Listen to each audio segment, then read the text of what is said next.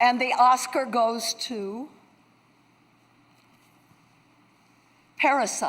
Avec le sacre de Parasite au Festival de Cannes puis aux Oscars en 2019, le cinéma coréen accédait enfin à une reconnaissance internationale bien méritée. En 2018, c'était le réalisateur japonais Hirokazu Koreeda qui était récompensé sur la croisette pour son film Une affaire de famille. Et oui, n'en déplaise aux chroniqueurs de BFM TV, le cinéma asiatique a actuellement le vent en poupe. Il y avait 2 avant-premières à Lyon, c'était un peu pointu, un film coréen Lucky Strike de Jong Hoon Kim.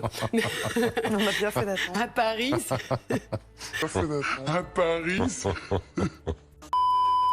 Mais s'il est un cinéma qui a su particulièrement se démarquer ces dernières années, c'est bien le cinéma chinois. Ainsi, en 2019, on a pu voir débarquer dans nos salles obscures une petite dizaine de films en langue chinoise, tous d'une qualité d'écriture et de réalisation remarquable. Et cette nouvelle vague ne semble pas prête de s'arrêter. Effectivement, rien que dans le début de l'année 2020, il y a 6 films qui sont sortis en salle, avant qu'un autre phénomène venu de Chine ferme les cinémas. Coronavirus.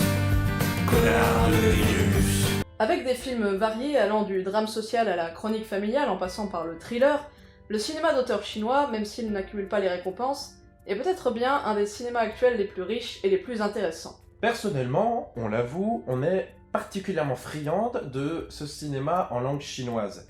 Alors évidemment, il y a certains films qui nous ont plus que d'autres, mais dès qu'il y a un film de cette nationalité qui sort en salle, on va vérifier par nous-mêmes s'il vaut le coup. Dans cette vidéo, nous allons vous expliquer pourquoi on vous conseille de faire de même.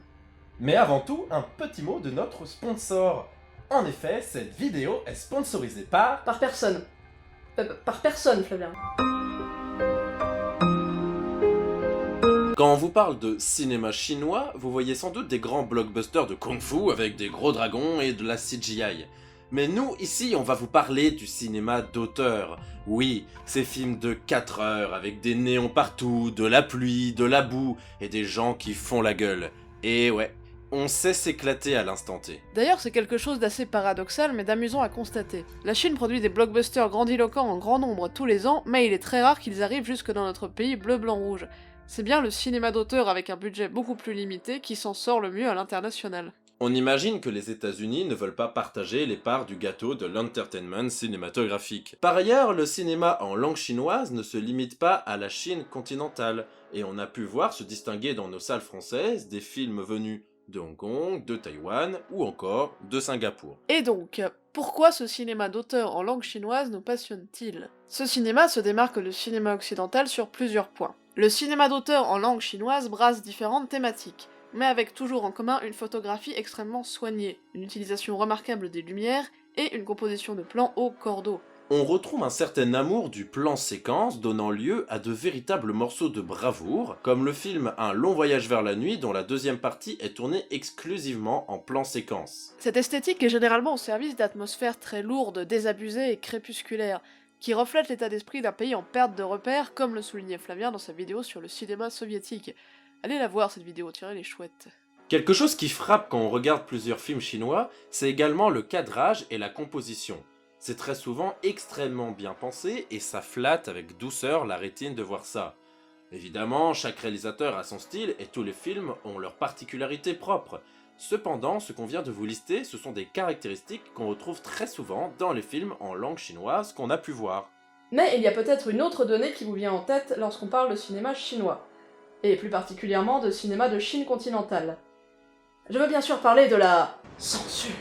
Alors oui, tout comme les films étrangers sortis en Chine sont censurés s'ils contiennent des scènes un peu trop gay-friendly, par exemple, les films chinois sont bien censurés. Le Parti communiste chinois vérifie lui-même les scripts des films et supprime toute scène jugée trop violente, trop sexuelle, ou alors qui ne donne pas une bonne image du parti et du pays. Alors comment un cinéma qui semble aussi amer sur la situation du pays peut voir le jour dans ces conditions ?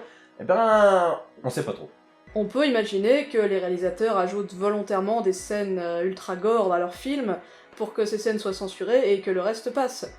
Ou alors c'est parce que la plupart de ces films sont des coproductions, mais on ne sait pas vraiment. On peut également se demander pourquoi ces films sont de plus en plus accessibles dans les salles en France, alors que ce n'est pas forcément le plus facile d'accès.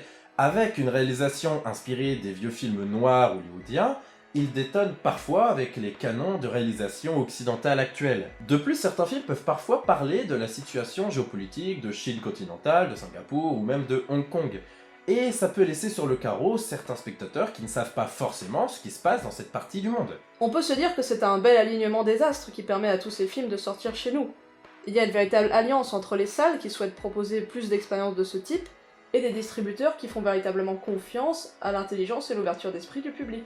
Et ce public, nourri à la culture internet et facilité par une offre de plateformes de plus en plus grande, peut voir des films de cette région du monde beaucoup plus facilement qu'avant. Bon, maintenant qu'on vous a expliqué pourquoi on aimait tant le cinéma chinois, il serait peut-être temps de vous donner une petite liste de films à voir. Prenez un calepin, vous allez bientôt avoir des heures de pellicule à regarder, accompagné d'un bon thé, un thé impérial évidemment. Un homme qui revient dans sa ville natale cherche la femme qu'il a aimée autrefois. C'est ce fantasme et cette nostalgie qu'il poursuivra dans ce film toujours plus énigmatique et fantasmagorique, à la deuxième partie sidérante constituée d'un long plan séquence fascinant. Un long rêve éveillé qu'il faut voir absolument. Tout simplement mon film préféré de 2019. Le réalisateur, Hubo, suit 4 personnes perdues dans une Chine qui broie les rêves et les ambitions.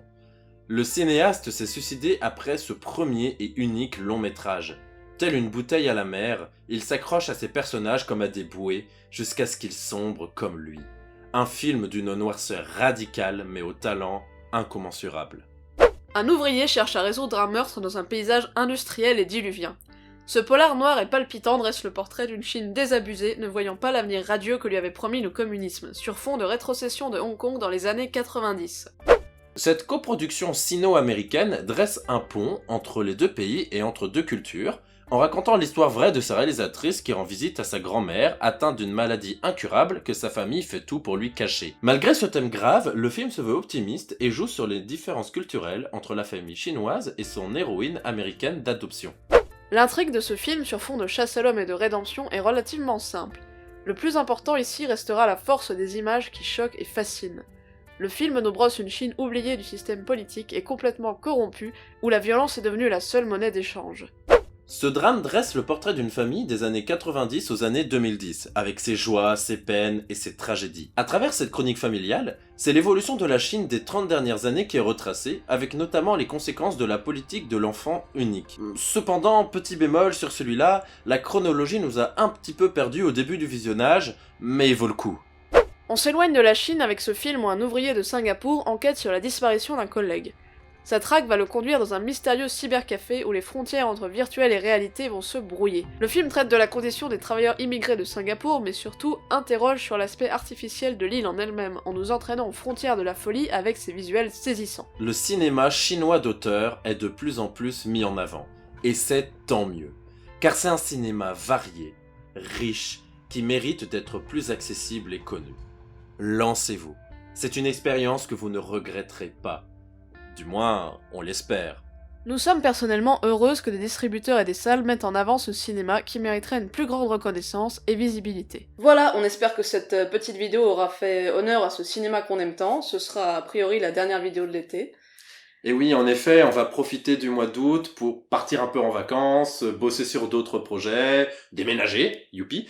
On se retrouve en septembre, normalement, avec plein de vidéos, on a quelques idées, on verra bien, et sans doute un nouveau format pour le bilan des films du mois. En attendant, n'hésitez pas à vous abonner à la chaîne et on se retrouve très bientôt sur l'Instant T.